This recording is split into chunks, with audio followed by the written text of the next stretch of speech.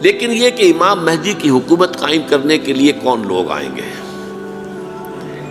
عرب جو ہیں وہ اندر سے کھوکھلے ہو چکے ہیں، عیاشی نے، دولت نے، پیسے نے، دولت، پیسہ، عیاشی، اس کی وجہ سے کھوکھلے ہو چکے ہیں۔ یہاں میں آپ کو 2 حدیثیں سنانا چاہتا ہوں۔ سنن ابن ماجہ کی روایت ہے حضرت ابو ہریرہ سے رضی اللہ تعالی عنہ، قال قال رسول اللہ صلی اللہ علیہ وسلم اذا وقعت الملاحم بعث اللہ بعثا من الموالی ہم اکرم العرب فرسا واجودہ سلاحا یوید اللہ بہم الدین، رواہ ابن ماجہ عن ابی ہریرہ رضی اللہ تعالی عنہ۔ جب ملاحم کا دور شروع ہوگا تو اللہ تعالیٰ اٹھائے گا ایک لشکر یا لشکروں پر لشکر موالی میں سے۔ موالی کون ہے؟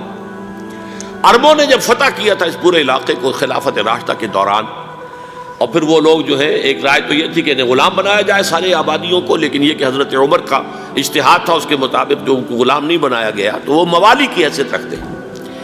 عربوں میں دم نہیں ہے، موالی میں سے لشکر اٹھیں گے کہ جو در حقیقت حضرت مہدی کی حکومت کو قائم کریں گے۔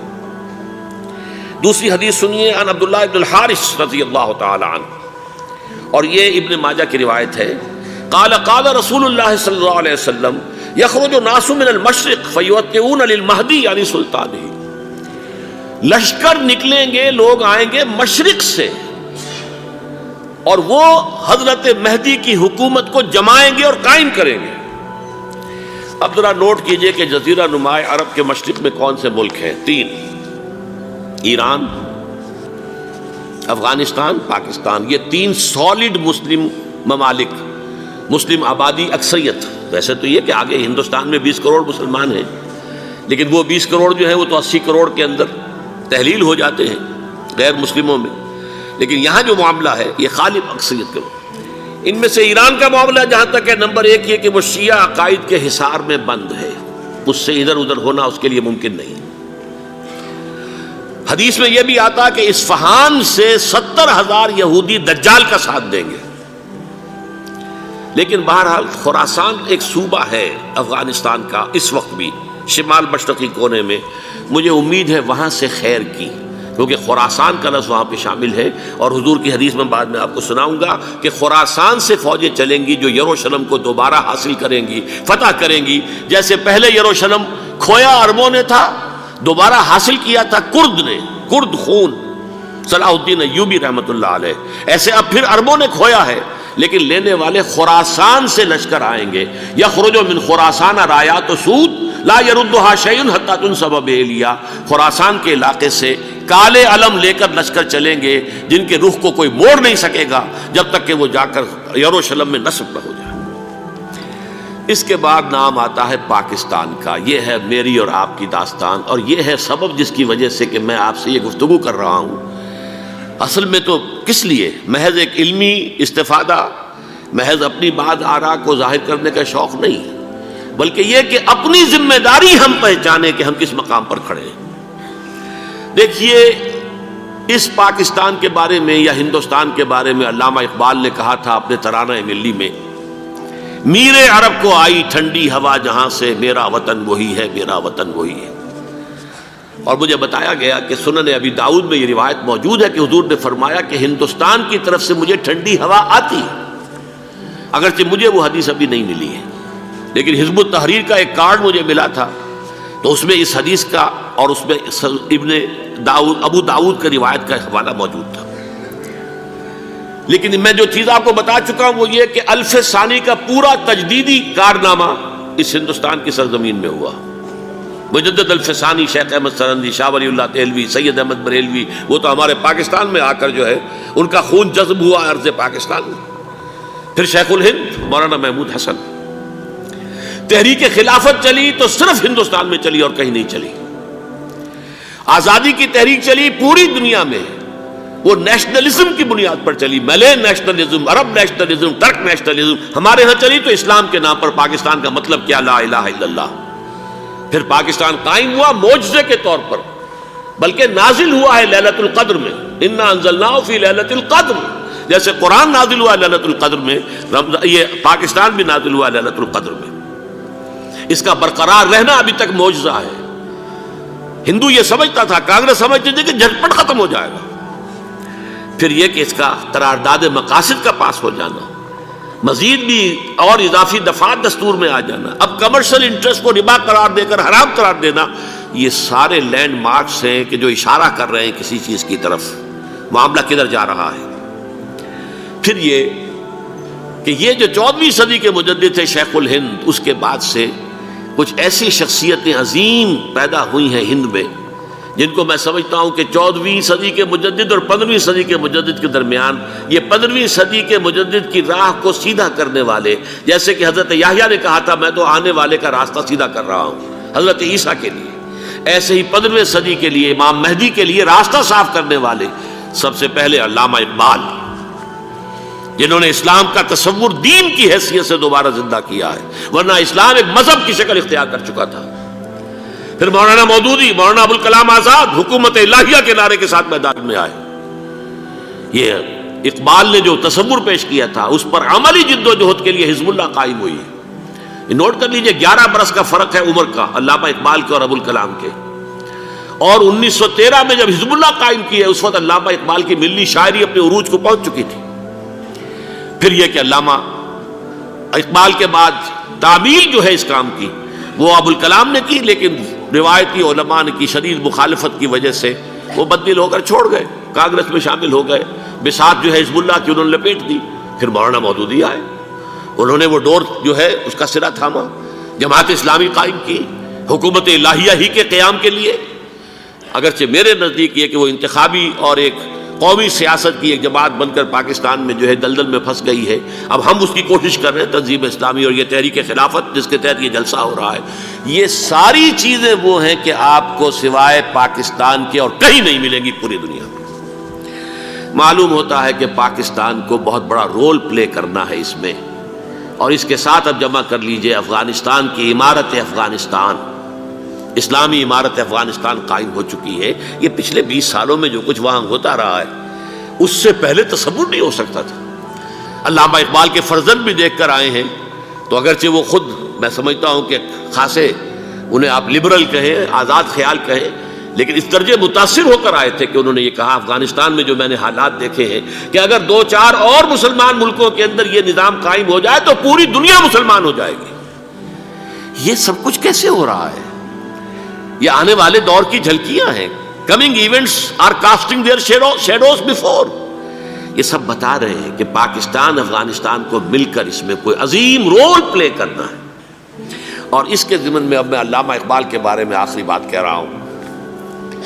علامہ اقبال کے بارے میں عام یہ خیال ہے، انہوں نے اپنے خطبات میں مہدی کا اور نزول مسیح کا، حالانکہ میں کل پڑھ رہا تھا مولانا سعید احمد اکبر آبادی رحمۃ اللہ علیہ کا ایک مقالہ ان کا کہ علامہ اقبال نے ابن خلدون کے بارے میں یہ کہا ہے کہ مہدی کا اور نزول عیسیٰ کا دونوں کا انہوں نے انکار کیا ہے، حالانکہ ابن خلدون نے نزول عیسیٰ کا انکار نہیں کیا، صرف مہدی کا انکار کیا ہے۔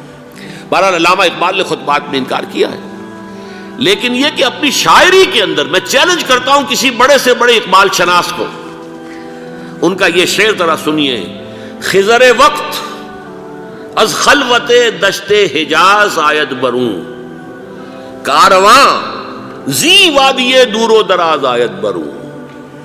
خضر وقت، امام وقت، رہنمائے وقت، قائد وقت، خلوت دشت حجاز، حجاز کی صحرا کی کسی خلوت گزینی سے نکل کر باہر آئیں گے۔ میں حیران ہوتا ہوں علامہ کے اس فکر پر اور اس مصرے پر۔ یہاں انہوں نے شیعہ اور سنی دونوں کے کانسیپٹ جمع کر دیے۔ شیعہ کا کانسیپٹ یہ چھپے ہوئے کسی غار میں وہاں سے برآمد ہوں گے، اور ہمارا کانسیپٹ میں ام سلمہ رضی اللہ تعالیٰ عنہ کی حدیث سنا چکا، چھپے ہوئے ہوں گے وہ وہاں پر، مدینے سے نکل کر آ کر مکے میں چھپ جائیں گے۔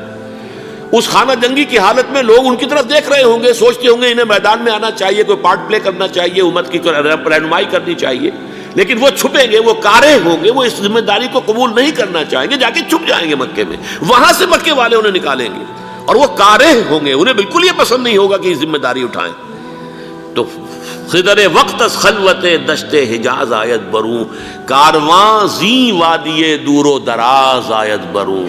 کارواں جو چلے گا ان کی مدد کے لیے اس وادی دور و دراز، اس عظیم وادی دور و دراز، یہ وادی سندھ ہے۔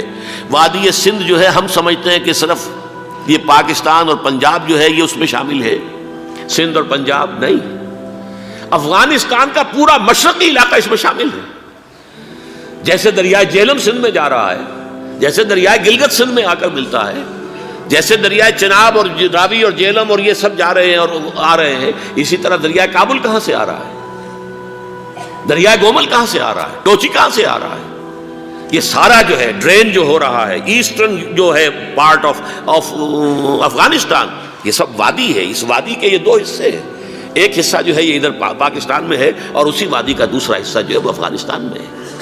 کارواں زی وادی دور و دراز آیت برو، کارواں چلے گا یہاں سے، یخرج ناس من المشرق یؤتون للمہدی یعنی سلطان ہی، مشرق سے فوجیں چلیں گی کہ جو مہدی کی حکومت قائم کریں گی، اور یخرج من خراسان رایات و سود، اور خراسان سے سیاہ پرچم چلیں گے کہ جن کا رخ کوئی موڑ نہیں سکے گا، حتیٰ تنصب بیلیا، یہاں تک کہ وہ جا کر یروشلم کے اندر نصب ہو جائیں گے۔ حضرات، میں ایک میری گفتگو کا حصہ باقی تھا لیکن میں اسے چھوڑ رہا ہوں، اس لیے کہ گلوبلائزیشن جو اس کی ہوگی، جو خلافت علی منہاج النبوہ کی تجرید کامل حضرت مہدی کے ہاتھوں عرب میں ہوگی، اس سے پہلے اس کے لیے محنت، کوشش، جد و جہد پاکستان اور افغانستان میں ہو چکی ہوگی جو اسے سپورٹ کرے گی اور وہاں جا کر حکومت قائم کرے گی۔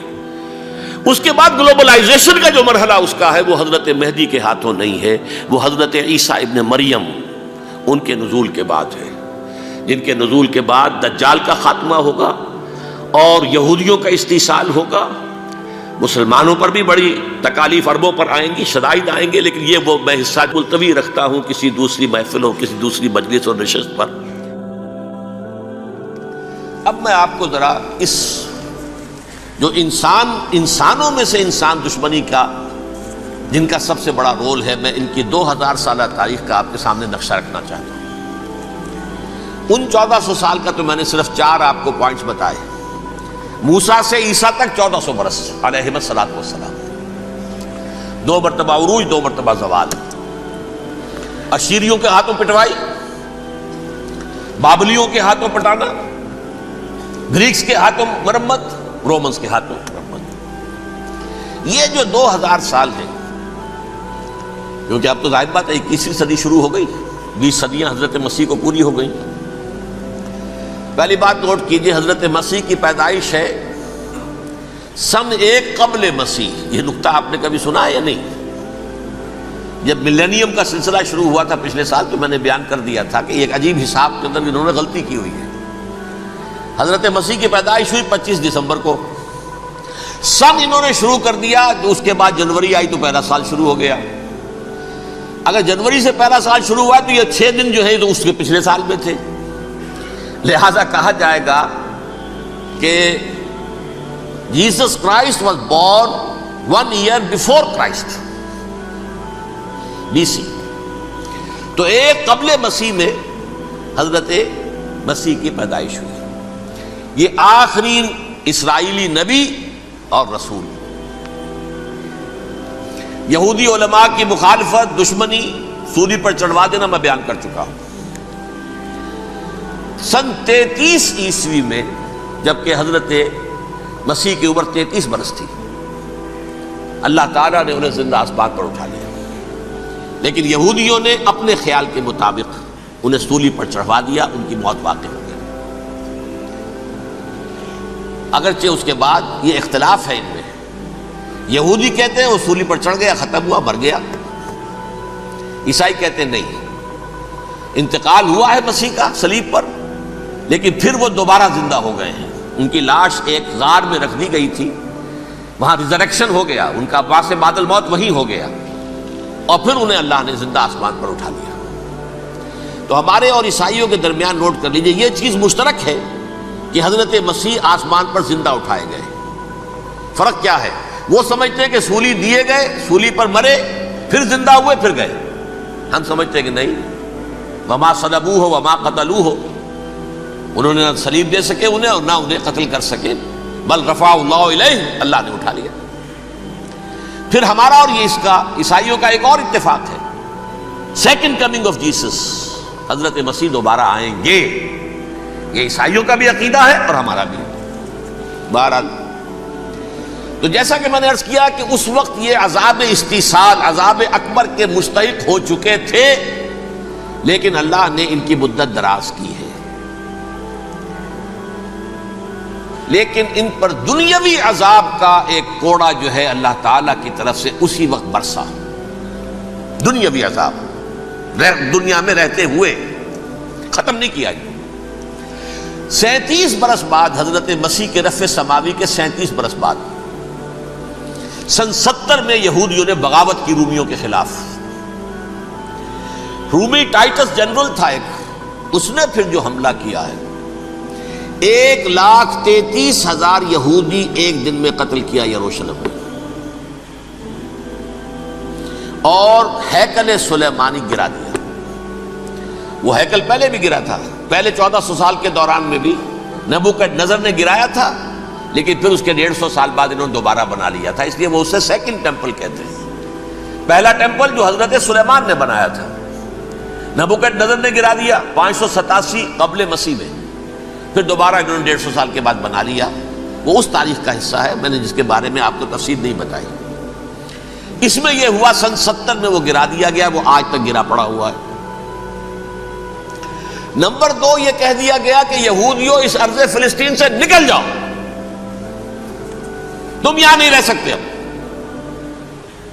لہذا جس کا جہاں سینگ سمایا چلا گیا، یورپ میں چلے گئے، ایشیا میں آ گئے، عرب میں آ گئے، یہ 3 قبیلے جو رات بھی میں نے عرض کیا تھا، بنو قینقاع، بنو نذیر اور بنو قریظہ، یہ وہاں سے آ کے مدینے میں آباد ہو گئے، جس کا جہاں سینگ سمایا، افریقہ میں، ہندوستان میں، جہاں چلے گئے۔ ڈایاسپورا اسے کہتے ہیں، وہ آپ نوٹ کر لیجیے اس لفظ کو، ڈایاسپورا، ہمارا دور انتشار، جبکہ ہمیں ہماری اصل سرزمین تو فلسطین ہے، حضرت ابراہیم کا مسکن، حضرت اسحاق، حضرت یعقوب کا مسکن فلسطین، یہ ہے ہماری اصل جاگیر، یہ تو ہماری جدی پشتی جاگیر ہے، لیکن یہاں سے نکال دیے گئے سن 70 عیسوی میں، اور وہاں سے لے کے 1917 تک ان کا ڈایاسپورا جاری رہا۔ یہ دور انتشار ہے۔ اس دور انتشار کے اب چند حصے ہیں جس کو میں چاہتا ہوں کہ آپ علیحدہ علیحدہ سمجھ لیں۔ دور انتشار کا جو پہلا جو ہے تقریباً 300 برس، رومی حکمران تھے، وہ یہودیوں کے بھی دشمن تھے اور عیسائیوں کے بھی دشمن تھے، عیسائی اور یہودی ایک دوسرے کے بھی دشمن تھے، لیکن رومی سمجھتے تھے کہ یہ ایک ہی تھیلی کے چٹے بٹے ہیں۔ رومیوں کے نزدیک عیسائی بھی یہودیوں ہی کا ایک فرقہ تھے، کوئی علیحدہ مذہب تو تھا ہی نہیں۔ لہذا رومی جو ہیں، رومنز، وہ ان دونوں کو ستاتے تھے، مارتے تھے، اور یہ آپس میں لڑتے تھے، یہودی عیسائیوں کو مارتے تھے، عیسائی یہودیوں کو مارتے تھے۔ یہ ہے 300 برس تک کی تاریخ۔ سن 300 عیسوی میں کیا ہوا؟ ایک معجزہ ہو گیا۔ بہت عظیم ایمپرر کانسٹینٹائن، قسطنطین اعظم، رومن ایمپررز میں سے بہت بڑا ایمپرر، وہ عیسائی ہو گئے۔ اب تو معاملہ بالکل تلپٹ ہو گیا، پوری سلطنت عیسائی ہو گئی۔ اب عیسائیوں کے عیش ہو گئے اور یہودیوں پہ مار پڑنی شروع ہوئی۔ اب عیسائیوں کا آپ خود سوچئے کہ جنہیں وہ خدا بنا بیٹھے ہیں، خدا کا بیٹا قرار دے رہے ہیں، ان کے قاتل کون؟ یہودی، بدماش۔ لہذا ان کی وہ پٹائی شروع ہوئی ہے یورپ میں، پوری رومن امپائر میں، انہیں ذلیل کیا گیا، شہروں میں آمد بند، علیحدہ رہو، گھیٹوز کے اندر رہو۔ یہودی کا نام جو ہے وہ گالی بن گیا، جیسے آج بھی یہودی گالی کہتے ہیں، جیسے خنزیر کا لفظ، وہ بھی اللہ کی مخلوق ہے، لیکن آپ کو معلوم ہے کوئی شخص زبان پر نام نہیں لانا چاہتا خنزیر کا، سور کا، ہے تو مخلوق، وہ بھی ایک حیوان ہے۔ ایسے ہی یہ ہے یہودی گالی، جیوٹ گالی۔ لہذا ایک طرف تو ان دونوں کے درمیان دشمنی، جس کو قرآن کہتا ہے وَأَغْرَيْنَا بَيْنَهُمُ الْعَدَاوَةَ وَالْبَغْضَاءَ، ہم نے ان کے مابین دشمنی جو ہے پیدا کر دی ہے۔ اور جب یہ پوری سلطنت عیسائی ہو گئی تو قافیہ تنگ ہو گیا یہودیوں کا، اب آئیے 571 عیسوی، یعنی جبکہ ڈائسپورا کو کتنا عرصہ ہو چکا تھا؟ 500 برس۔ سن 70 سے شروع ہوا نا ڈائسپورا، جب ٹائٹس نے گرایا ہے ہیکل کو اور نکال باہر کیا انہیں فلسطین سے، بھاگ جاؤ یہاں ایک یہودی بھی نہیں رہے گا، فلسطین سے نکال دیے۔ اس کے پورے 500 برس بعد سن 571 عیسوی میں حضور کی پیدائش ہوئی، ولادت باسعادت محمد الرسول اللہ صلی اللہ علیہ وسلم۔ 610 میں آپ پر وحی کا آغاز ہوا، لیکن حضور کے ساتھ ان کا معاملہ کیا رہا؟ اول تو جبکہ حضور ابھی مکے ہی میں تھے، یہودیوں نے ریشہ دوانیاں شروع کر دی حضور کے خلاف۔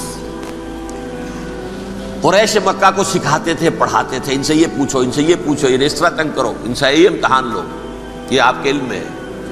سورہ بنی اسرائیل میں، سورہ کہف میں وہ سوالات، جو امتحانی سوالات آئے تھے، ذوالقرنین کون تھا، اصحاب کہف کون تھے، تم رسول بنے پھرتے ہو تو بتاؤ، اور یہ روح کی حقیقت کیا بتاؤ، یہ ساری ریشہ دوانیاں کر رہے تھے بیٹھے ہوئے ابھی وہیں پر، حضور ابھی پہنچے بھی نہیں۔ ہجرت فرما کر حضور تشریف لے آئے تو حضور نے، جسے ماسٹر سٹروک کہا جائے گا، یعنی اسٹیٹس مین شپ کا ماسٹر سٹروک، آپ نے مدینے میں آتے یہودیوں کے ساتھ پیکٹ کر دیا، جوائنٹ ڈیفنس پیکٹ آف مدینہ، کہ اگر مکے والے ہم پر حملہ کریں گے تو ہم مل جل کر ایک قوم کی حیثیت سے مقابلہ کریں گے۔ یہ میثاق مدینہ کہلاتا ہے، جس کے بہت غلط معنی پہنائے جا رہے ہیں آج کل۔ بہرحال میں موضوع میرا چونکہ یہ نہیں، میں ادھر نہیں جاؤں گا۔ لیکن ہوا کیا؟ ہر مرتبہ یہ خیانت کے مرتکب ہوئے، ان نے جو عہد کیے تھے ان سے پھرے، اندر ہی اندر سازش، ریشہ دوانی، حضور کی بدترین دشمنی۔ سورہ نساء کی آیت نمبر 12 میں، 14 میں، 13 میں فرمایا ہے لا تزال تطلع علی خائنۃ منہم، اے نبی ہمیشہ آپ کے علم میں ان کی طرف سے خیانتیں، بددیانتیاں آتی رہیں گی، اور بار بار وہ مسلسل جنگ کی آگ بھڑکاتے تھے، قریش کو دعوت دیتے، آؤ آؤ آؤ ہم اندر سے بغاوت کر دیں گے، تم آؤ تو صحیح، ختم کریں محمد کو اور اہل ایمان کو صلی اللہ علیہ وسلم رضی اللہ تعالیٰ عنہم اجمعین۔ لیکن پھر جب وہ آتے تھے تو یہ دبک جاتے تھے، ان میں ہمت نہیں تھی، میدان کے مرد نہیں رہے تھے۔ یہ سورہ حشر میں ان کا نقشہ کھینچا گیا ہے، کھلے میدان میں مقابلے کی اس کے اندر صلاحیت ہی نہیں ہے۔ یہ تو فصیلوں کے پیچھے سے، جیسے عورتیں کہیں دیہات میں لڑائی ہوتی ہے تو مرد جو ہے گلیوں میں لڑتے ہیں، عورتیں اوپر سے پتھر پھینکتی ہیں، بس وہ کام یہ کر سکتے تھے، من ورائے جدر، فصیلوں کے پیچھے سے، جنگ میں میدان میں نہیں آ سکتے۔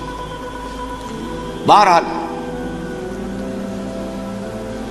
قرآن مجید میں ہے یہ، سورہ مائدہ کی آیت نمبر 64، کلما اوقدوا نارا للحرب اطفاها اللہ، اکثر و بیشتر مواقع پر تو یہ جب آگ بھڑکاتے تھے جنگ کی، اللہ اسے بجھا دیتا تھا۔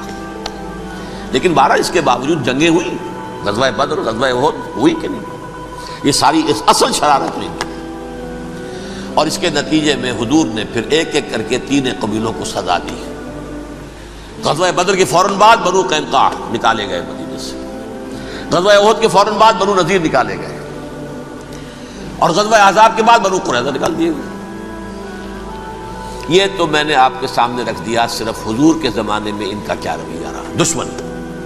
رات بھی ہم نے وہ آیت پڑھی تھی، لَتَجِدَنَّ أَشَدَّ النَّاسِ عَدَاوَةً لِلَّذِينَ آمَنُوا الْيَهُودُ وَالَّذِينَ أَشْرَكُوا، اہل ایمان کی دشمنی میں شدید ترین تم پاؤ گے یہودیوں کو اور مشرکین، مشرکین بھی بعد میں ہے، پہلے یہودی۔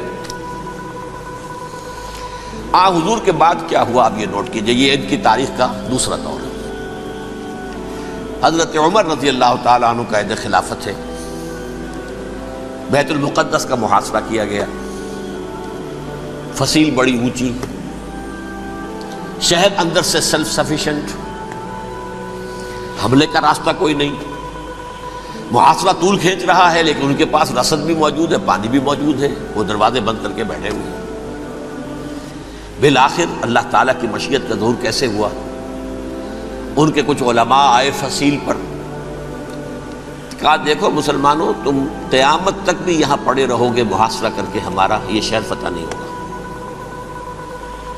ہاں ایک درویش بادشاہ کے ہاتھوں یہ شہر فتح ہونا ہے، لیکن تمہارے اندر ہمیں وہ نظر نہیں آ رہا۔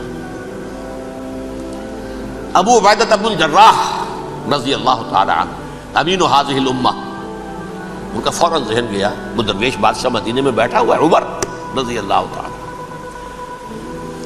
اب ایک اور عمر بھی ہے جو قندھار میں بیٹھا ہے، نقشہ وہی ہے، سادگی کی حد تک نقشہ وہی ہے، بالکل وہی، اپنی آنکھوں سے دیکھا ہے وہی سادگی۔ عمر اول عمر ثانی تھے عمر بن عبدالعزیز۔ اب ایک اللہ کے فضل سے اللہ تعالیٰ ایدہ اللہ بنصرتہ، اللہ تعالیٰ ان کی نصرت فرمائے، دشمنوں کو ان کے مقابلے میں نیست و نابود کرے۔ انہوں نے ریکویسٹ بھیج دی کہ حضور تشریف لائیے، یہ شہر فتح ہو جائے گا۔ وہ ہے سفر تاریخی، اتنا طویل سفر، تقریباً 700 میل، ایک اونٹ، ایک خادم، ایک منزل پہ امیر المومنین اوپر بیٹھے، خادم آگے چل رہا ہے، اگلی منزل پہ خادم اوپر بیٹھا ہے، امیر المومنین آگے جا رہے ہیں۔ اور جب پہنچے ہیں تو وہ باری تھی خادم کی، انہوں نے ہاتھ جوڑ دیا، حضور خدا کے لیے تم کیا کہیں گے لوگ، وہ میرا برا حال کر دیں گے، تمہیں شرم نہیں آئی؟ امیر المومنین پیدل آگے چل رہے ہیں نکیل پکڑ کر، اور تم بیٹھے ہو اوپر براجمان ہو۔ حضرت عمر فرمایا الدور دورک، نہیں باری تمہاری ہے، بیٹھ۔ اس حال میں پہنچے ہیں، اور پھر یہ کہ ابو عبیدہ بن الجراح آئے ہیں، استقبال کیا ہے تو دیکھا ہے اس حال میں چلے آ رہے ہیں، عمر نکیل پکڑے ہوئے چلے آ رہے ہیں، اور کہتے ہیں کہ کہیں کیچڑ ویچڑ تھا، جوتے خراب ہو گئے تھے، وہ بھی اتار کے ہاتھ میں پکڑے ہوئے، کپڑے تو تھے ہی پھٹے ہوئے۔ انہوں نے کہا بھی حضرت ابو عبیدہ نے، دیکھیے یہ بڑا متمدن ملک ہے، بڑا مہذب علاقہ ہے یہ، آپ ذرا حلیہ اپنا دوست فرما لیں تب جا کے پیش ہم آپ کو کریں گے۔ آپ نے فرمایا نحن قوم اعزنا اللہ بالاسلام، ہم وہ قوم ہیں جنہیں اللہ نے عزت دی ہے اسلام کے ذریعے سے، کپڑوں کے ذریعے سے نہیں، دولت کے ذریعے سے نہیں۔ اسی حال میں گئے ہیں، اوپر سے انہوں نے کھڑے ہو کر نشانیاں دیکھی ہیں، اپنی کتابیں کھولی، ہاں یہ وہی ہے، اچھا لو جی سرنڈر، شہر تمہارے ہاتھ میں۔ خون کا ایک قطرہ نہیں بہا اور بیت المقدس فتح ہو گیا۔ لیکن اس وقت حضرت عمر نے ایک نرمی یہ کی کہ یہودیوں کے لیے بھی اسے اوپن سٹی قرار دے دیا۔ یہ احسان عظیم حضرت عمر کا، اس سے پہلے یہودی آ ہی نہیں سکتا تھا، داخل ہی نہیں ہو سکتا تھا، وہاں وہ آ کر وزٹ نہیں کر سکتا تھا، زیارت نہیں کر سکتا تھا اپنے مقدس مقامات کی۔ حضرت عمر نے یوں سمجھیے کہ تقریباً 550 برس کے بعد ان کے لیے راستہ کھولا ہے کہ ہاں تم آ سکتے ہو، زیارت کر سکتے ہو۔ لیکن یہ عیسائیوں نے لکھوایا معاہدے کے اندر، انہیں یہاں آپ آباد ہونے کی اجازت نہیں دیں گے، لیکن کم وزٹ دی پلیسز، دیکھیں زیارتیں کریں اور جائیں۔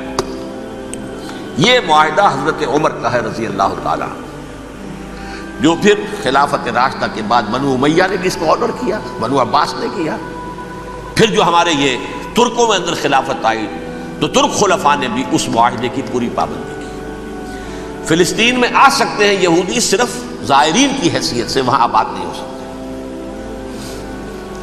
اب آئیے اگلا دور آیا حضرت عثمان کا دور خلافت۔ یہ ہے وہ وقت کہ اب یہود نے امت مسلمہ کی پیٹھ میں چھرا کھولا۔ وہ کیسے؟ ایک یہودی عبداللہ ابن سبا اسلام کا لبادہ اوڑھ کر آ گیا، معاشرے کا جائزہ لے لیا، ان میں بنو ہاشم اور بنو امیہ میں جو پرانی کشاکش تھی اس کے کچھ نہ کچھ جراثیم باقی ہیں، اگر ان کو ذرا بھڑکا دے تو مسلمانوں میں انتشار پیدا ہو جائے۔ کہا یہ عثمان کون ہے؟ یہ تو بنو امیہ میں سے ہے، یہ حق تو بنو ہاشم کا ہے، خلافت ان کے پاس ہونی چاہیے، محمد کے تو رشتہ دار وہ ہے صلی اللہ علیہ وسلم۔ عوام الناس کے اندر بات پھیلنی شروع ہوئی، پھر ایک بڑی سازش کے انداز میں حضرت عثمان کے خلاف پروپیگنڈا، حضرت عثمان کے جو عاملین تھے، گورنر تھے، ان کے خلاف پروپیگنڈا، اور ایسی ہوشیاری کرتے تھے کہ کوفے میں کوفے کے حاکم کے خلاف کچھ نہیں کہنا، اجی مصر میں یہ ہو رہا ہے، اجی شام میں یہ ہو رہا ہے، اجی یہ جو عثمان ہے وہ یہ کر رہا ہے، یہ ظلم ہو رہا ہے، یہ لوٹ مار ہو رہی ہے، یہ خیانتیں ہو رہی ہیں۔ اب نہ تو اس زمانے میں مینز آف کمیونیکیشن، کیسے تصدیق کریں؟ افواہیں تو آپ آج کراچی کے اندر شروع ہو جائے تو پتہ نہیں چل سکتا کسی کو کہ کیا اس میں صداقت ہے کیا جھوٹ ہے. اور بری بات جو ہے فطرت انسانی کی کمزوری ہے وہ فوراً قبول کرتا ہے. کسی کے بارے میں اچھی بات ماننے کو تیار نہیں ہوتا لیکن بری بات تو فوراً تیار. بہرحال یہ فتنہ انہوں نے اٹھایا، حضرت علی کی الوہیت کا فتنہ اٹھایا، حضرت عثمان کے خلاف الفتنۃ الکبریٰ برپا کیا. حضرت عثمان شہید ہوئے. اس کے بعد 5 برس تک مسلمان ایک دوسرے کی گردنیں کاٹتے رہے، باہمی خانہ جنگی ہوئی.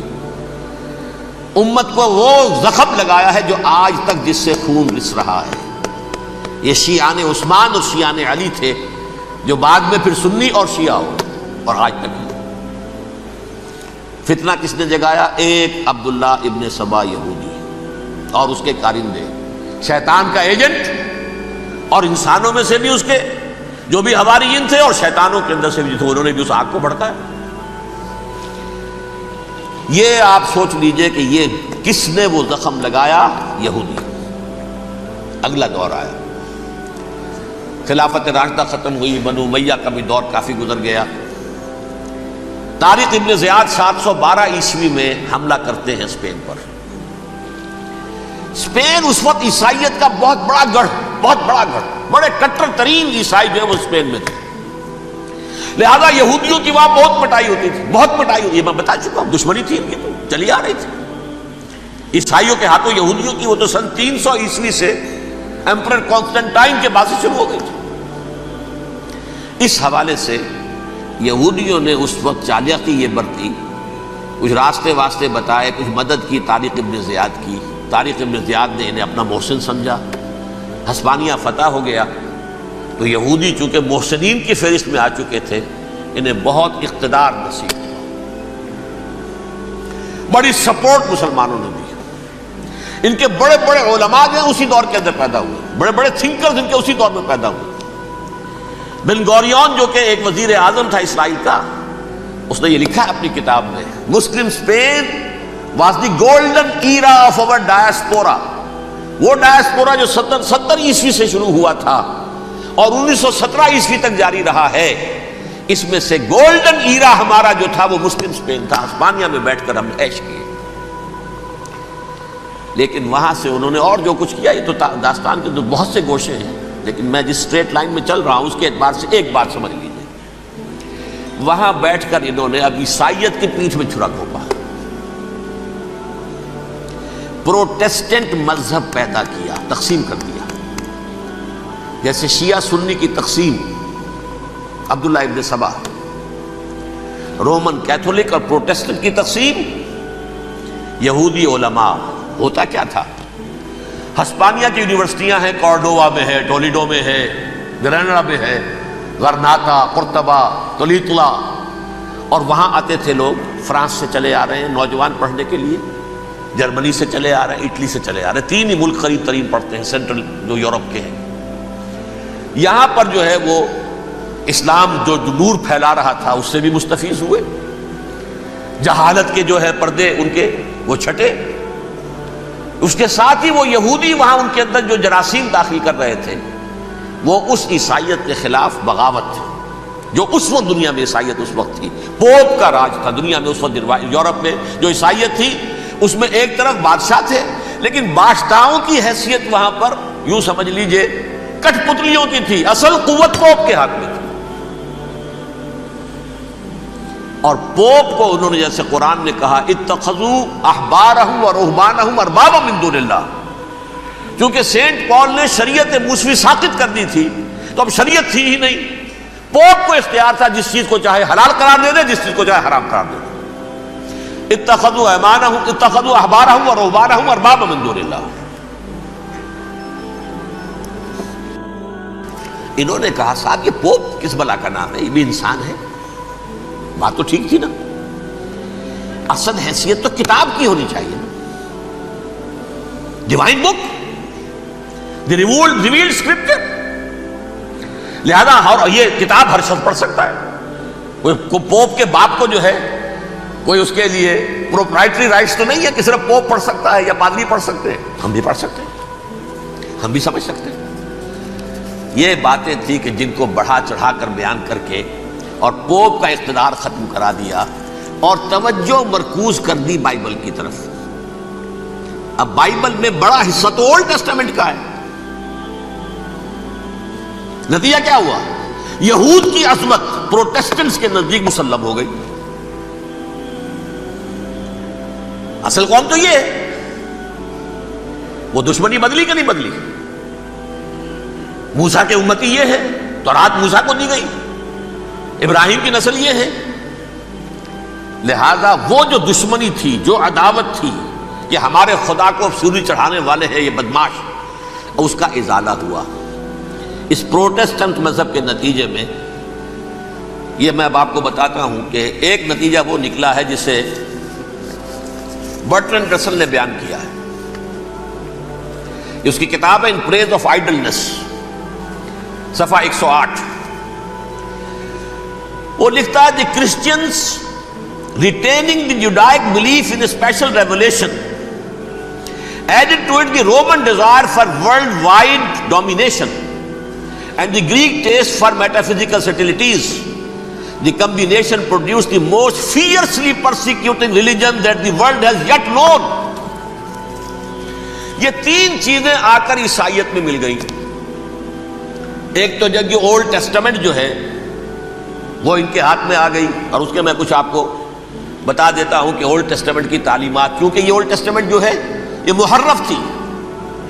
اصل تورات تو گم ہو گئی تھی 587 قبل مسیح میں، جب پہلی مرتبہ ہیکل جو ہے تباہ ہوا ہے، اس وقت ختم ہو گئی تھی۔ اس کے کوئی 150 سال کے بعد انہوں نے یادداشتوں سے مرتب کر کے لکھی ہے۔ اب اس میں ان کے اپنے خیالات، اپنے امانی، اپنی توجیحات وہ شامل ہو گئی۔ لہذا آپ ذرا میں آپ کو حوالے دیتا ہوں اس کتاب کے اندر مظالم کی جو تعلیم دی گئی ہے۔ اہل کتاب نے اپنے مظالم قتل عام کے جواز کے لیے تورات میں تبدیلیاں کی اور پیغمبروں پر دہشت ناکی اور بدترین حرام کاری کے الزامات لگائے۔ سنیے، پہلا حوالہ ہے یہ گنتی باب 31 آیات 17-18۔ اس لیے ان بچوں میں جتنے لڑکے ہیں سب کو مار ڈالو، اور جتنی عورتیں مرد کا منہ دیکھ چکی ہیں ان کو بھی قتل کر ڈالو، لیکن ان لڑکیوں کو جو مرد سے واقف نہیں اور اچھوتی ہیں اپنے لیے زندہ رکھو۔ یہ کسی اللہ کی کتاب کا یہ جملہ ہو سکتا ہے؟ کسی ریویل بک کا؟ اور سنیے، یہ ہے استثناء ڈیٹرانومی باب 20 آیت 16-18۔ پر ان قوموں کے شہروں میں جن کو خداوند تیرا خدا میراث کے طور پر تجھ کو دیتا ہے، کسی ذی نفس کو جیتا نہ بچا رکھنا، جیسا خداوند تیرے خدا نے تجھ کو حکم دیا بالکل نیست کر دینا۔ مرد، عورتیں، بچے، بوڑھے سب ختم۔ یہ کتاب مقدس ہے۔ اور سنیے، سیموئیل باب 27 آیت نمبر 9۔ اور داؤد نے اس سرزمین کو تباہ کر ڈالا اور عورت مرد کسی کو جیتا نہ چھوڑا۔ نمبر 4، ان سب آباد شہروں کو ماں، عورتوں اور بچوں کے بالکل نابود کر ڈالا۔ کتاب استثناء باب 3 آیت 6۔ یہ ہے جو کہہ رہا ہے برٹرنڈ رسل، کرسچینٹی میں آ کر بھی یہ تین چیزیں شامل ہو گئی۔ ایک تو یہ باربیرین، یہ تعلیم جو ہے، اور یہ مذہب کے نام پہ تعلیم، یہ کتاب مقدس کی تعلیم۔ نمبر 2، رومنز کے اندر جو ایک تمنا تھی ورلڈ ڈومینیشن کی، وہ عیسائیت کے اندر آ گئی، اس لیے کہ پوری رومن امپائر جو ہے عیسائی ہو گئی، اسے وراثت کے اندر ورلڈ ڈومینیشن کی جو ایک تمنا تھی وہ مل گئی۔ اور پھر یہ کہ انہوں نے جو توہمات تھے یونانیوں کے، ان کو بھی اپنے ہاں مختلف شکلوں کے اندر جمع کر لیا۔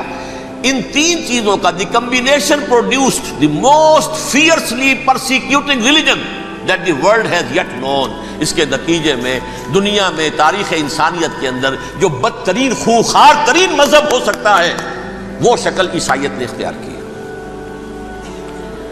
اور اس کا مظہر عتم کیا تھا؟ نوٹ کیجیے، صلیبی جنگیں۔ ایک بات ٹائم ٹیبل کے اعتبار سے نوٹ کر لیجئے گا، فرسٹ ملینیم ختم ہوا، سیکنڈ شروع ہوا۔ ان کے 1000 سال ختم ہوئے تو 11ویں صدی میں سیکنڈ ملینیم شروع ہوا، تو پہلی صلیبی جنگیں ہوئی۔ لاکھوں مسلمان قتل کیے، صرف یروشلم کے اندر اتنا خون بہایا ہے کہ خود ان کے ہسٹورینز لکھتے ہیں کہ جب ان صلیبیوں نے جب گھوڑوں کے ساتھ وہ چل رہے تھے گلیوں میں تو ان کے گھوڑوں کے گھٹنوں تک خون کی ندی بہ رہی تھی، جہاں سے گزرے ختم کرتے چلے گئے، آبادیاں کی آبادیاں ختم کر دی۔ اگرچہ اس کروسیڈ میں گیہوں کے ساتھ گھن بھی پسا، یہودی بھی بہت مارے گئے۔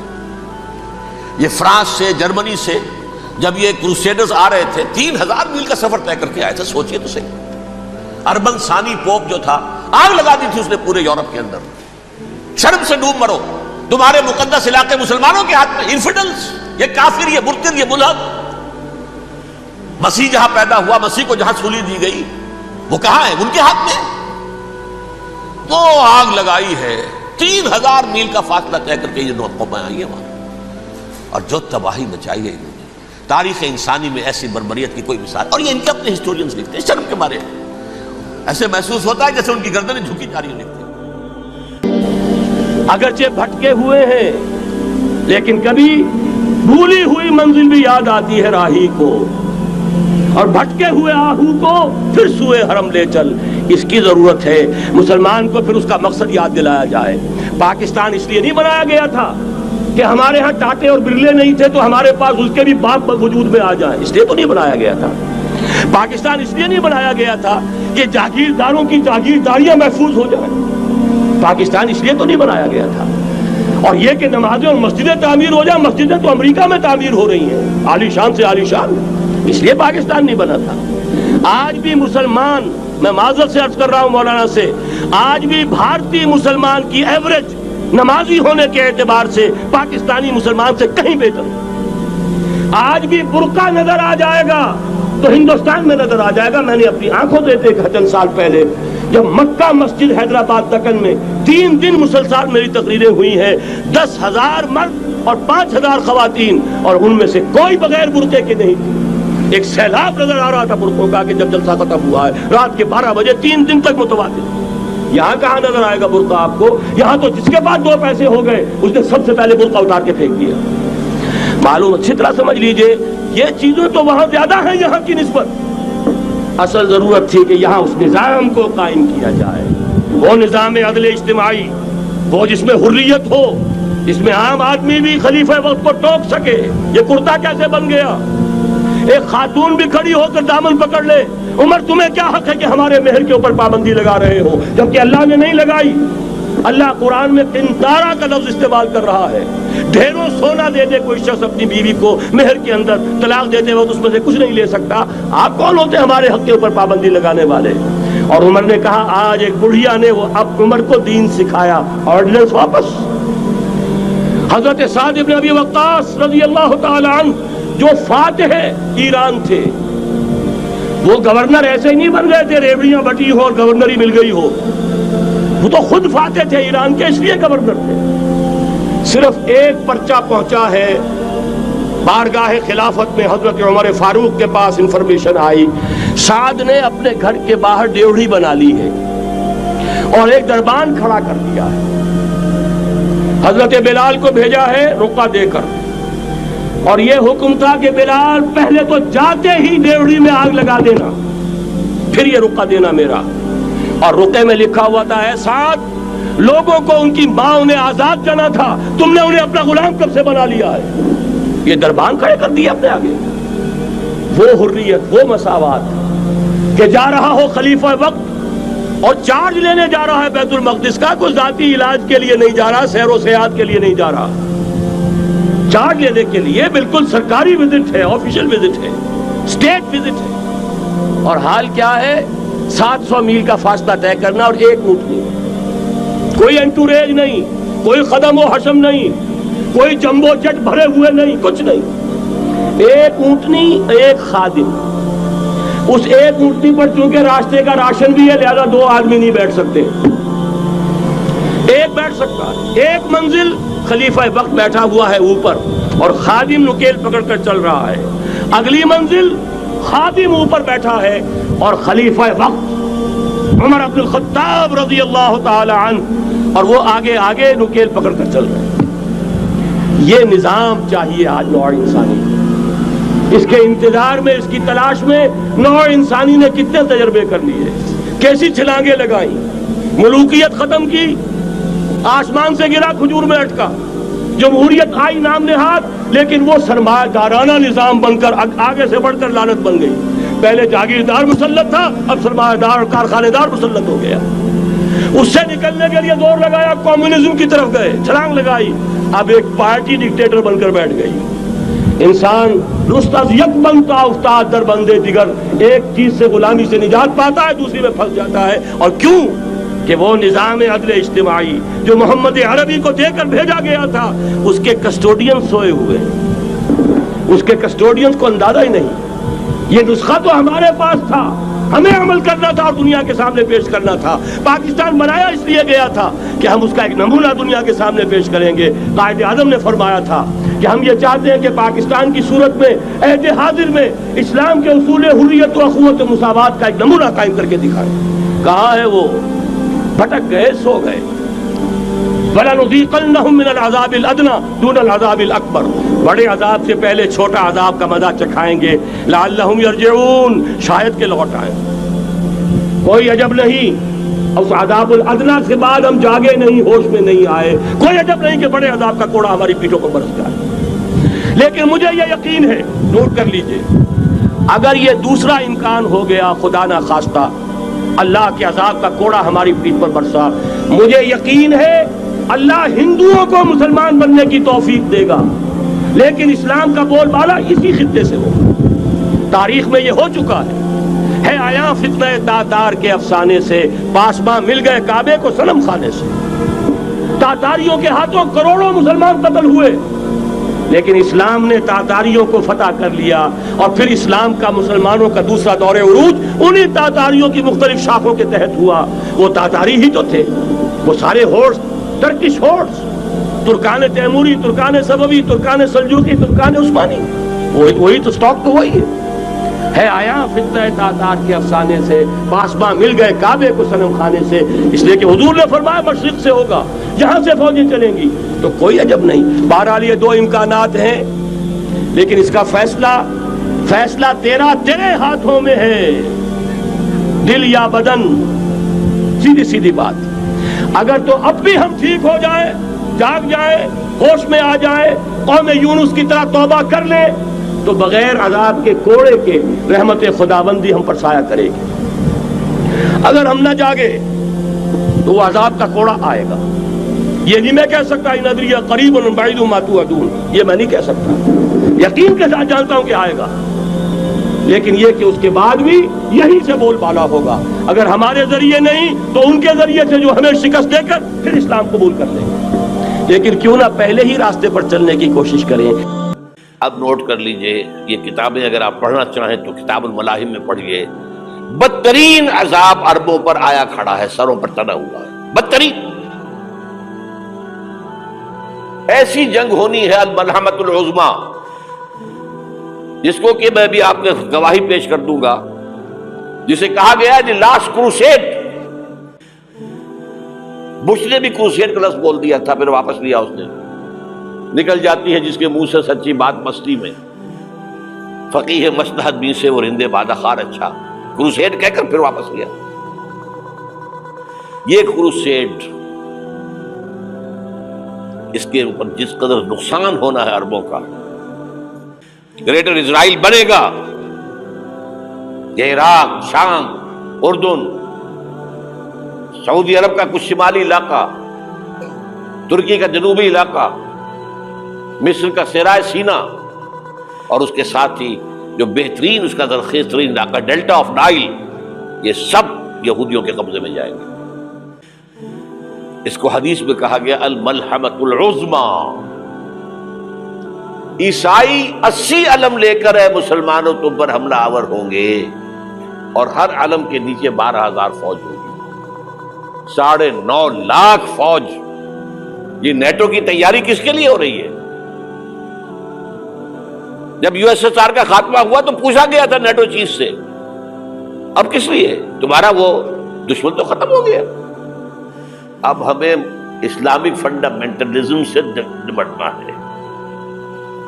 وہ جانتے ہیں خطرہ یہی ہے.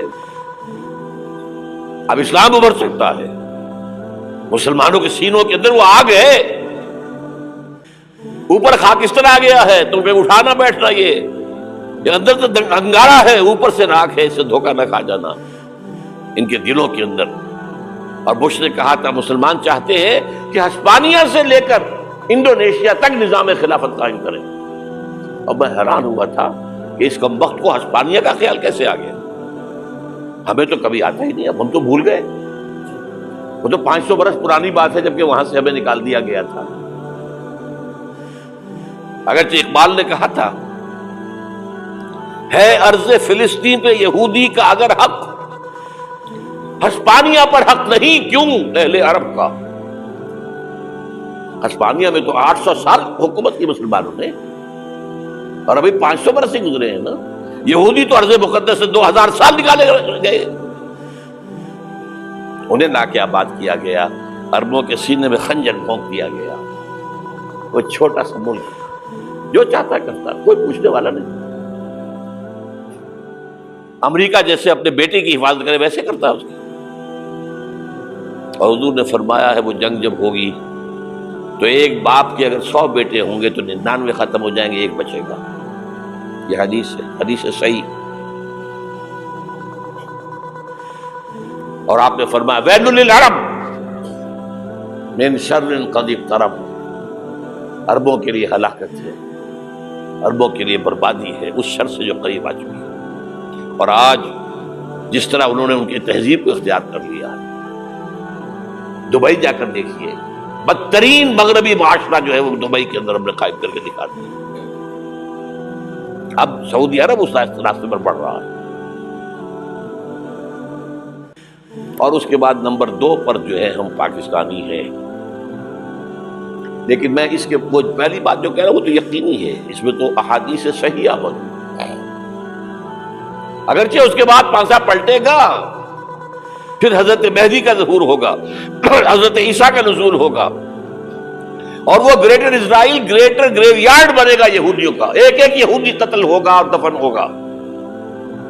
یہ بات میں ہونا ہے، میں پہلی بات میں فرض کر رہا ہوں. وہ پانسا پلٹے گا جب پلٹے گا. ابھی جو سامنے ہے وہ کیا ہے؟ جس ملحمۃ العظمیٰ کہا حضور نے، جسے آرمگیڈون کہتے ہیں عیسائی. آرمگیڈون کی اگر کہیں جا کر آپ دیکھیں گے، آپ ڈکشنری میں مانی تو کیا لکھا ہے؟ A very big war which will be fought between the forces of evil and good before the end of this world. اس دنیا کے خاتمے سے پہلے خیر اور شر کی قوتوں کے درمیان بہت بڑی جنگ ہوگی. ارمجدون اسے کہتے ہیں عربی میں، اور آرمگیڈون اسے کہتے ہیں انگریزی کے اندر. اور یہ بائبل کی آخری کتاب کے اندر ہے، جو اس میں کہ مکاشفات یوحنا، ریویلیشنز آف سینٹ جان. یہ تو میں کہہ رہا ہوں یقین کے ساتھ، اور زیادہ دور نہیں آیا چاہتا ہے. اس لیے کہ یہودیوں کا اور عیسائی جو کنزرویٹوز ہیں، نیو کنزرویٹوز، ان کا 5 نکاتی ایجنڈا ہے متفق علیہ، جس کے تحت یہ جنگ صلیبی شروع کی گئی ہے. تو سن لیجئے آپ. آرمگیڈون نمبر 1، گریٹر اسرائیل قائم ہو جانا اس کے نتیجے میں نمبر 2، مسجد اقصی اور قبۃ الصغریٰ کو گرانا نمبر 3، وہاں 3rd ٹیمپل، وہ مسجد جو حضرت سلیمان نے بنائی تھی 1000 قبل مسیح میں، پھر برباد کی تھی نبوکدنضر نے، دوبارہ بنائی گئی، پھر دوبارہ ختم ہوئی 70 عیسوی تک گری پڑی ہے. ان کا خانہ کعبہ گرا ہوا ہے 70 عیسوی سے لے کر آج تک. ایک دیوار ہے ویلنگ وال، جہاں جاتے ہیں، روتے ہیں، پیٹتے ہیں، ماتم کرتے ہیں. وہاں وہ بنے گا 3rd ٹیمپل. اور نمبر 4، اس میں لا کر رکھا جائے گا تخت حضرت داؤد کا. یہ تخت کہاں ہے اس وقت؟ یہ لندن شریف کے اندر جو ان کی پارلیمنٹ کا جو چرچ ہے، ویسٹ منسٹر ایبے، اس میں رکھا ہوا ہے. ایک پتھر تھا جس پر بٹھا کر حضرت داؤد کی تاج پوشی ہوئی، پھر حضرت سلیمان کی ہوئی، پھر وہ پتھر رکھ دیا گیا. جب حضرت سلیمان نے بنایا ہیکل مسجد اقصی، وہاں رہا وہ. ہر بادشاہ جو تھا یہودی اسی کے اوپر بٹھا کر اس کی تاجپوشی ہوتی تھی. سن 70 میں ٹائٹس نے گرایا اسے ہیکل کو، وہ پتھر لے گیا، وہاں سے روم گیا، روم سے آئرلینڈ گیا، آئرلینڈ سے اسکاٹ لینڈ آیا، اسکاٹ لینڈ سے انگلینڈ آیا، اور اب وہ رکھا ہوا ہے 14ویں صدی عیسوی سے آج تک. وہ ویسٹ منسٹر ایبے میں رکھا ہوا، ایک کرسی کی سیٹ میں اسے بنا دیا گیا ہے تخت کی شکل میں. اب انگریزوں میں کوئی ملکہ ہو، کوئی بادشاہ ہو جس کی بھی تاج پوشی ہونی اس میں ہو، یہ لا کر رکھا جائے گا تھرڈ ٹیمپل میں. اور اس پر یہودیوں کے خیال کے مطابق ان کا مسیحا آئے گا جو مسیح دجال ہوگا. عیسائیوں کے خیال کے مطابق حضرت عیسیٰ آئیں گے، وہ ہمارا بھی خیال ہے حضرت عیسیٰ آئیں گے علیہ السلام. بہرحال یہ تو بعد کی باتیں ہیں نا. اس وقت جو میں عرض کر رہا ہوں عربوں پر بہت بڑا عذاب، اور پاکستان کا معاملہ البتہ یہ ہے، میں یقین سے نہیں کہہ سکتا. ہینگنگ ان دی بیلنس، ہو سکتا ہے اللہ تعالیٰ ہم پر رحم فرمائے، ہو سکتا ہے، اگرچہ اس کی کچھ شرائط ہوگی. چمن کے مالک اگر بنا لیں موافق اپنا شعار، اب بھی چمن میں آ سکتی ہے پلٹ کر چمن سے روٹھی بہار، اب بھی ہو سکتا ہے. اور یہ بھی ہو سکتا ہے کہ اللہ تعالیٰ نے معجزانہ طور پر ہمیں ملک دیا، ہم نے اللہ سے بدعہدی کی، وعدہ خلافی کی، غداری کی، لہذا سزا دی جائے اور ہم سے یہ ملک چھین لیا جائے. It's just possible. دور نہ سمجھے، اسے انہونی بات نہ سمجھے. جو گھیراؤ ہو رہا ہے آپ کا، آپ کے مغرب میں نیٹو فورسز اور مشرق میں بھارتی فورسز گدھوں کی طرح بیٹھے ہوئے انتظار کر رہے ہیں پاکستان اور ڈسٹیبلائز ہو جائے، یہاں اور بدامنی ہو جائے. اب لاہور میں پھر آج دھماکے ہو گئے ہیں. 2 دن پہلے کا دھماکہ میں سہ کے آیا ہوا ہوں، آپ کے سامنے بیٹھا ہوں. وہ جانیں بچی ہیں جو ہماری اکیڈمی کا حشر ہوا، میں آپ کو نہیں بتا سکتا. یہ سارا کیوں ہو رہا ہے؟ تاکہ یہاں بدامنی ہو جائے اور ہمیں جواز مل جائے. مغرب سے نیٹو فورسز داخل ہو جائیں، مشرق سے بھارتی فورسز آ جائیں اور ہمارے ایٹمی دانت توڑ کر اور پھر ہمیں بھارت کے سامنے ڈال دیا جائے. نو ڈو ایز یو لائک. یہ ان کا نقشہ ہے. ہوگا کیا وہ اللہ جانتا ہے، ہوگا وہ جو اللہ چاہے. لیکن اللہ کا چاہنا جو ہے وہ کس پر منحصر ہے؟ یہاں انقلاب برپا کرو، یہاں اسلام لاؤ. اگر دھندوں میں لگے رہو گے تو وہ خود بخود نہیں آ جائے گا انقلاب. صحابہ نے جانیں دی تھی، کتنی تکلیفیں اٹھائی تھی. 12 برس تک مکی دور کے اندر با نشہ درویشی در ساز و دمادم زن، جو پختہ شبی خدرا بر سلطنت جم سن. یوم طائف یاد ہے جو حضرت عائشہ فرماتی ہے کہ میں نے پوچھا تھا حضور سے کہ یوم احد سے زیادہ سختی بھی آپ پر کبھی آئی؟ یوم احد پر کیا ہوا تھا؟ تلوار کا وار پڑا تھا آپ کے چہرہ مبارک. یہ جو رخسار کی ہڈی ہے اس کے اندر وار گیا ہے. اوپر خود کی 2 کڑیاں تھیں، وہ اس میں گھس گئیں. 2 دندان مبارک شہید ہوئے. وہ خود کی کڑیاں ایک صحابی نے اپنے دانتوں سے پکڑ کر کھینچنے کی کوشش کی، دانت نکل گئے، وہ نہیں نکلی. کیا جتن کر کے نکالی گئی ہوگی تو خون کا فوارہ آیا. اتنا خون گیا ہے کہ آپ بے ہوش ہو گئے، گر گئے، اور مشہور یہ ہو گیا کہ آپ کا انتقال ہو گیا، شہادت ہو گئی. یہ سیرت کبھی پڑھی ہے؟ حضرت عائشہ کے ہوش کا تو یہی دور تھا نا. یوم طائف میں جو آپ کی کیا تھی، بچی تھی، انہیں کیا پتا کیا ہو رہا ہے حضور کے ساتھ. 3 دن تک حضور مکے کی گلیاں اور وہاں کے اوباش لوگ پتھراؤ کر گئے تھے اس امید میں کہ شاید وہاں کا کوئی سردار ایمان لے آئے. تو یہاں تو ابو طالب بھی فوت ہو گئے. یہی دنیاوی سہارا تھا، خاندانی سہارا تھا ابو طالب کے ذریعے. اور گھر میں ایک دلجوئی کرنے والی رفیقہ حیات تھی، وہ بھی، ان کا بھی انتقال ہو گیا. آپ نے کہا یہ عام الحزن ہے. اب تو سب کو طے ہو گیا قریش کو کہ اب جیسے قتل کر دو. اسی لیے آپ گئے طائف، شاید وہاں کا کوئی بڑا سردار مانے، ایمان لے آئے مجھ پر تو میں اپنا مرکز ادھر شفٹ کر دوں. تینوں سے ملے ہیں، تینوں نے وہ جواب دیے، نکل جاؤ یہاں سے. میں تمہارے ساتھ بات بھی کرنے کو تیار نہیں. اچھا تمہارے سوا کوئی نہیں ملا تھا اللہ کو نبی بنا کر بھیجنے کے لیے؟ دیکھو جاؤ میں بات نہیں کرنا چاہتا، ہو سکتا ہے میں بے عزتی کر بیٹھوں، واقعی تم اللہ کے نبی ہو تو میں مارا جاؤں گا، جاؤ جاؤ جاؤ. یہ سلوک محبت کے ساتھ ملا. اور پھر چھوکروں کو، اسٹریٹ ارچنز جنہیں آپ کہتے ہیں، اشارہ کیا ذرا خبر لو ان کی، پتھراؤ ہو رہا ہے. ساتھ کوئی ہے ہی نہیں، ایک آدمی صرف زید ابن حارثہ.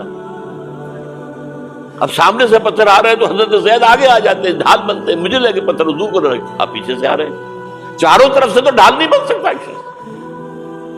جسم لہو لوہا، خون جا کر جوتیوں میں جم گیا ہے، جوتی اتر نہیں. پھر وہاں سے واپسی پہلے دعا مانگی ہے، اللہم الیک اشکو ضعف قوتی وقلت حیلتی وہوانی علی الناس. اے اللہ تیری جناب میں فریاد لے کر آیا ہوں اپنی قوت کی کمی کا، اپنے وسائل کی کمی کا، اور جو ذلت و خواری ہو رہی ہے لوگوں کے سامنے. الا ملتقننی، مجھے کس کے حوالے کر دیا؟ الا بعیدی یتجہمنی، یہ میرے اوپر ہجوم کر کے آ جائے، حملہ کرے. اور عدو من لگتا امرے، یہ دشمن کے حوالے میرا معاملہ کیا، جو چاہے کرتے وہ. لیکن پھر عبدیت غالب آتی ہے. ان لم یکن علی غضبک فلا ابالی. اللہ اگر تو ناراض نہیں ہے تو مجھے کوئی پرواہ نہیں. سر تقسیم خم ہے جو مزاج یار میں آ، مجھے اندیشہ یہ ہے کہ تو ناراض تو نہیں ہو گیا. یہ تکلیفیں جھیلی ہیں. سینکڑوں صحابہ نے جانوں کا نذرانہ پیش کیا ہے. احزاب کی جنگ میں فاقوں پر فاقے ہو رہے تھے، اور ان فاقوں کی حالت میں خندق کھودنے کا حکم ملا ہے. لوگوں کی کمریں دوہری ہو رہی ہیں، پتھر باندھے ہیں اپنے پیٹوں سے، اپنے چادروں کے ساتھ کس کر کمر دوہری نہ ہو جائے. اور جب صحابہ کدالیں چلا رہے ہیں تو کیا کہہ رہے ہیں؟ نحن الذین بایعوا محمدا علی الجہاد ما بقینا ابدا، اللہم لا عیش الا عیش الاخرہ. صحابہ کہتے تھے ہم وہ لوگ ہیں جنہوں نے محمد سے بیعت کی ہے کہ جہاد کرتے رہیں گے جب تک جان میں جان نکل جائے تو بات اور. جان ہے، چاہے ابھی بھوک سے کمر دوہری ہوئی جا رہی، جان تو ہے. اور ایک دفعہ کہتے تھے اللہم لا عیش الا عیش الاخرہ، اللہ عیش زندگی تو آخرت کی زندگی ہے. اور حضور فرماتے تھے، حضور کے بیٹھے ہوئے نہیں تھے گاؤں تکیہ لگا کر، پتھر اٹھا اٹھا کر خندق میں سے لے جا کر باہر پھینک رہے تھے. جب صحابہ کہتے ہیں اللہم لا عیش الا عیش الاخرہ، حضور فرما رہے ہیں فاغفر الانصار والمہاجرہ، اے اللہ ان انصار اور مہاجرین کی مغفرت فرما دے. پھر حضور کی خدمت میں کچھ لوگ آئے، حضور اب یہ فاقہ ناقابل برداشت ہو گیا، دیکھیے ہم نے یہ پتھر باندھے ہوئے اپنے پیٹ کے ساتھ. حضور نے کرتا اٹھا کر دکھایا، وہاں 2 پتھر بندھے ہوئے. یہ ہے سیرت النبی. آپ کس چیز کو سیرت النبی سمجھتے ہیں؟ بہرحال اس موضوع پر میری ایک کتاب ہے منہج انقلاب نبوی، کہ انقلاب کیسے آیا تھا. اگر دل میں ذرا بھی آرزو پیدا ہو گئی ہو کہ اللہ قبول کر لے مجھے بھی، مجھے قبول کر لے اس کام کے لیے، تو وہ کتاب آپ کے لیے مسٹ ہے، اس کا پڑھنا.